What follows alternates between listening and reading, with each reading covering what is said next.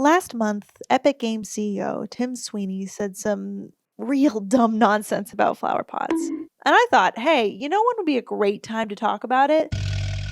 Like a month later, when nobody's thinking about it anymore. The gist of the article was this. Recently, Steam started requiring games to disclose if they use generative AI during development. Seems reasonable. Epic Games CEO Tim Sweeney thinks this is not only a bad idea, but it's really irresponsible. Because he feels in order to be economically competitive with, Fortnite, you gotta be making your assets with generative AI. Because Fortnite has so much tasty content.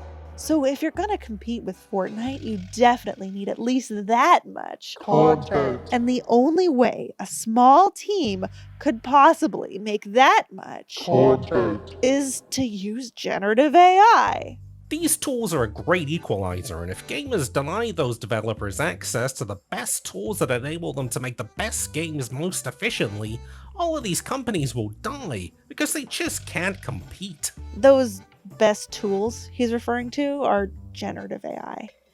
Yes, it's true, Tim. We, the uneducated horde who prefer games that aren't developed with generative AI, are ruining gaming.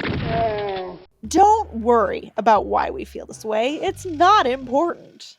What matters is this. You have to get this scarlet letter of AI attached to your product, and now there is a hater community trying to kill the game. The interviewer, who is also named Tim weirdly, responds by saying, Scarlet Letters is a great description of that system.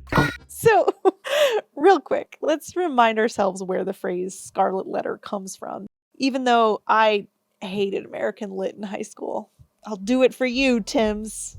Nathaniel Hawthorne's The Scarlet Letter is about a pilgrim woman who, after her husband is lost at sea for years, gives birth to a girl. The Puritan community she lives in punishes her for the sin of adultery, aka being a single mother, by forcing her to wear a scarlet letter A, not only for 3 hours standing in the town square where her neighbors openly harangue her, but also for the rest of her life. She moves to the outskirts of town and is never accepted by her community, despite continuing to contribute through charity and just gorgeous needlework, which she does not use AI for, I'll note. Father, spoiler alert for a book from 1850, is the community's reverend. He carries the guilt of never acknowledging his daughter, sure, but he also does spend his life as the community's cherished and respected spiritual leader without paying a dime of child support, while ye old side piece raises their daughter alone and outcast. Do I think it's a bit dramatic to compare online rejection and some PR problems to raising a child alone as a woman in colonial America under the scornful eye of your Puritan neighbors? Yeah. I think one of these people is going to have a harder time surviving the winter, Tims. It might even come across as a little demeaning to the challenges of being a single mother and all the judgment that comes with it, even in the year of our Zord 2026. So, no, I don't think it's a great description. It's just starting to feel like a little bit of an old Tim's club, you know what I mean? But hey, let's give these Tims the benefit of the doubt. They're just using comparisons that are culturally available. The point being made here depends on 3 things being true. If, 1, you have to disclose that you use AI, and 2, you have to use AI to make a game that can compete with Fortnite, and 3, you have to compete with Fortnite to be economically viable, you will inevitably get bad press and your game won't sell, making game design impossible. So let's go through Tim's 3 assertions here. 1, you have to disclose that you use AI. Yes, you do. Okay, cool. We agree. Moving on. 2, you have to compete with Fortnite to be economically viable. An extreme statement, and even Tim acknowledges the exceptions. There will always be the exceptions. Once in a while, a small team comes along with an amazing creative breakthrough, and it succeeds. But overall, economically, it's not going to happen. That ain't gonna happen.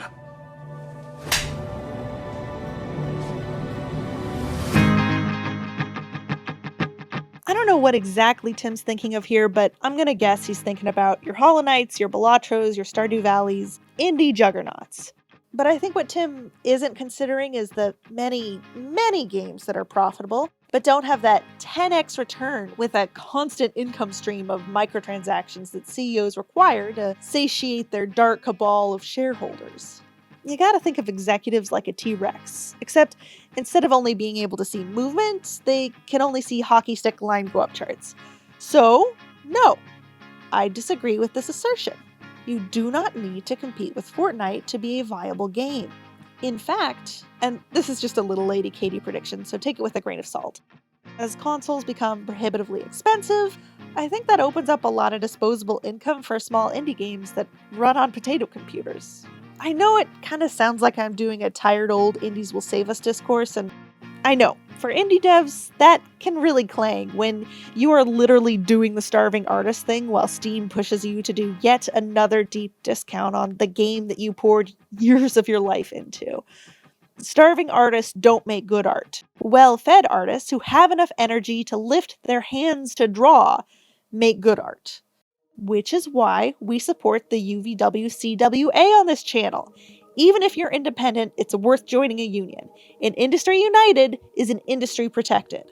What I'm trying to say is, if we get one giant indie juggernaut every 2 to 3 years, that's still actually a pretty high success rate. And for every single hit, there's a heap of studios humming along and supporting themselves without trying to be Fortnite. Heck, because they aren't trying to be Fortnite. To claim that economic viability requires studios compete with Fortnite does not make sense, and I think you'd have to be pretty narrow-minded about what video games are and who they are for to conclude that, Tim. Let's revisit his final assertion with these questions in mind. What are video games, and who are they for? His final assertion is this. You have to use AI to make a game good enough to compete with Fortnite. This is where that viral bad take about flower pots shows up. And like the Scarlet Letter thing, I gotta blame both Tims for this one, because it's the interviewing Tim that starts him going. He says, Even as a child, I wondered how anyone was possibly going to design all the flower pots and the telephones and the chairs in the real world. And I feel like we're here and there's no answer yet. I mean, maybe AI and better tools are the answer the industry has come up with. Okay, let me stop you there. The gamer urge to demand a game that perfectly replicates reality by designing all the flower pots and telephones and chairs in the real world is toxic. I see how you get there.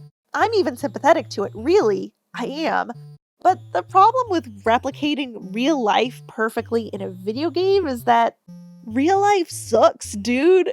Video games are fun because they aren't real life. The Sims is more fun than real life because you whoosh to change your clothes and you only have to be a teenager for like 4 days. The realism only gets you so far, and once you decide, no, I am gonna make the perfect replication of the universe, like your Nick Offerman in Devs, well, you don't have to go too far down that road before it becomes a form of spiritual suicide. I'm sorry, I know that's hard to hear, but you need the tough love, gamers. I don't want you to end up like Philip Seymour Hoffman in Synecdoche, New York. Die. But Tim Sweeney takes this idea 100% seriously. And this is where he really starts to zoom in on how he would create a flower pot for a video game in just the most embarrassing way. Look at the suite of solutions we have to do that today. One is you can model it by hand. It's massively expensive. You might spend $1 million modeling a flower pot to get the most detailed flower pot creatable by humanity. But you could also scan a flower pot with a very high resolution camera. You buy that camera once, and then you just scan a lot of objects, and you get a flower pot pretty economically, and it's just as perfect. The perfect flower pot. The platonic ideal of a flower pot. It's in your grasp for the low, low cost of $1 million. Or one of those crazy expensive 3D camera scanners. I think they're cheaper than $1 million. So thanks, Tim, for saving these small devs that Valve hates all that money. It's tempting to keep dunking on him like this because, like, What do you mean the perfect flower pot? What even is that? Does it include the aphids? Is there a rich dynamic pest control system? Is the osmotic pressure of the cell wall modeled? Does it change when it rains in the game? But I'm being a little disingenuous. It's fun to make fun, but I'm being unfair here because Tim admits that this is neither practical or necessary. The value is not in creating a perfect flower pot. Yeah? It will be an absolute folly to spend $1 million creating a flower pot. True. Because the real value is in building the scene and building the game and building the narrative and the gameplay and making it awesome. Still with you? And giving it a unique feel and making something that appeals to gamers. Totally. So it's unfortunate we're in this situation. Swing and a miss. By this situation, he means the situation where developers are asked to disclose if they're using AI, because the only way to make a flower pot for less than $1 million is, of course, to use generative AI. There's simply no other way. This is insulting. It's insulting to environmental artists who create stunningly detailed and rich-feeling game spaces decorated with all manner of flower pots, and they do it for less than $1 million every day. Weighing how to make visually appealing and engaging environments with limited resources is what these folks specialize in, and it sounds like Tim Sweeney just suggested this decades-old discipline is impossible without AI because I guess the artists with 20 years of experience, a stack of awards, and an even bigger stack of ideas they're itching to try won't make the perfect flower pot. But generative AI will, I guess. Insulting, embarrassing, not a cohesive argument. Sturdy as tissue paper in a rainstorm. Why flower pots, though? It was the interviewing Tim that brought it up. He listed 3 things: flower pots, telephones, and chairs. And from this list of everyday items, Tim Sweeney picks a flower pot. I think he picked it because he saw it as the item with the least utility. The item that he thought players would care the least about, and thus the item that is hardest to justify spending resources on. Flower pots are frivolous and decorative, and thus pointless. AI is great to use for everything that you don't really care about, to yada yada yada your way through development. So why not relegate their creation to the computational ticker tape that is a generative AI model? It's saying, I don't care what it looks like, just make it look good. This conclusion is a misunderstanding of what is so alluring and even numinous about video games and the virtual spaces we play in. Sure, it's fun to play the game. Gorge yourself on gameplay. But once you're full, stuffed to the brim, then what? You just had this meaningful, deeply immersive experience here, in this space. Maybe you experienced a story that was so deep that it changed your mind about a few things. Maybe you shared this arena with your friends over countless rounds of play. But it's over now, and you're not ready to leave yet. You want to just spend more time here. And you find yourself asking, what else exists here with me? This is, in my opinion, the appeal behind projects like Video Game Beaches or channels like Innie Austin. Finding unremarkable and odd places in Super Mario Sunshine, recording a short video of PS1 low poly Xena, hallowed be her name, wielding her sword, standing on a shore before a neon blue lagoon, and just taking in the view for a second. Take widely shared gaming experiences and retrace every detail. Find the edges, stop and smell the roses, and then comment on the craftsmanship of the pot you find those flowers in. Not because it's so realistic, but because it's not realistic. It came from the imagination of another person, and that's interesting. Even if the environment is barely stylized, a human being put it there intentionally so it could be experienced by another human being. Like putting a message in a bottle, unsure who it'll find, but you, the player, you are the one who found it. But if that potted rose we were admiring a second ago was the product of a director or producer encouraging their team to yada yada their way through development, if they decided it doesn't matter what the flower pot looks like, because it's just decorative and frivolous anyway, why not just make the machine do it? Well, the message in a bottle starts to feel like a fortune cookie from Panda Express. mass-produced and shallow. No, you know what? It's worse than a Panda Express fortune cookie. At least a human being wrote that fortune at some point. At least I can eat the fortune cookie. What are video games and who are they for? I worry that Tim Sweeney thinks that video games are investments that require a certain revenue threshold to warrant further attention. I worry Tim Sweeney thinks that video games are for a demanding group of people called gamers. I'm worried he thinks of them as mostly, and so can assume to be 100%, ages 13 to 34 male, with access to enough disposable income for seasonal battle passes and skins. Hey man, that sucks. What are video games and who are they for? Video games are virtual experiences. Duh. They're this really cool invention where we figured out how to turn make-believe into something that is almost real. And it's in that almost gap where the most interesting stuff happens. Who are video games for? They're for the people who will enjoy them. Duh! They enjoy them enough to get lost in that almost gap. I'm talking about the place where we find ourselves asking, hey, do the power lines in Red Dead Redemption connect anything? And the fun in answering that question isn't in pointing and laughing at the fissures where we see the seams in the make-believe world we spent hundreds of hours in. The fun is in appreciating how good the illusion is, how clever the illusionists were, and how much they must have loved their craft. The game designers. When I say illusionists, I'm talking about game designers, if that wasn't obvious. And an AI is a terrible illusionist because an AI can't come up with new tricks. Thanks for watching. It's pretty different from my regular videos, I know, but that's for a reason. This is the first in a series of 5 videos I'll be releasing over the next 10 weeks. And basically, I just want to do some experimenting with the sorts of videos I make, and this is the first of those experiments. So I'll see you in a couple weeks with something completely different.